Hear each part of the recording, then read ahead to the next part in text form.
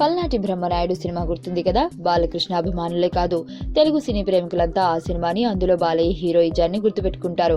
అదేం super hit cinema కాదు, utter flop. అయినా బాలయ్య సినిమాల్లో అదొకటి. అందులో బాలయ్య తొడగొడితే ట్రైన్ వెనక్కి వెళ్లిపోయే సీన్ ఉంది. దాన్ని నా భూతో నా భవిష్యత్ అంటూ సెటర్లు వేసుకుంటారు నాన్ బాలయ్య ఫ్యాన్స్. సరిగా అలాంటి అద్భుతమే చేశాడు కాటమరాయుడులో పవన్ కళ్యాణ్. ఈ టీజర్ ఇప్పుడు నెట్ ప్రపంచంలో సందడి చేస్తుంది. పవన్ అభిమానులు ఆహా ఓహో అంటున్నారు.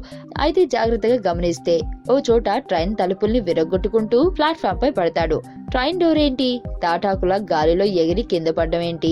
అది చెక్కతో చేసిన తలుపు అనుకున్నారేమో మన సినీ మేధావులు. బాలయ్య వింతతో పోలిస్తే ఇది చిన్నదే కావచ్చు, కానీ మరీ అంత ఓవర్ ఎందుకు అనిపిస్తుంది. ఓ హీరో కొడితే 100 మంది ఎగిరిపోవడం ఇప్పటి జనాలకు నచ్చడం లేదు. ఇలాంటి ఓవర్ యాక్షన్ ఎందుకు అంగీకరిస్తారు? పవన్ నటన సహజంగా ఉంటుంది, అతని ఫైట్లు కూడా అంతే. అయితే కాటమరాయుడిలో ఈ షాట్ చూస్తే ఎవరైనా ముక్కున వేలేసుకోవాల్సిందే.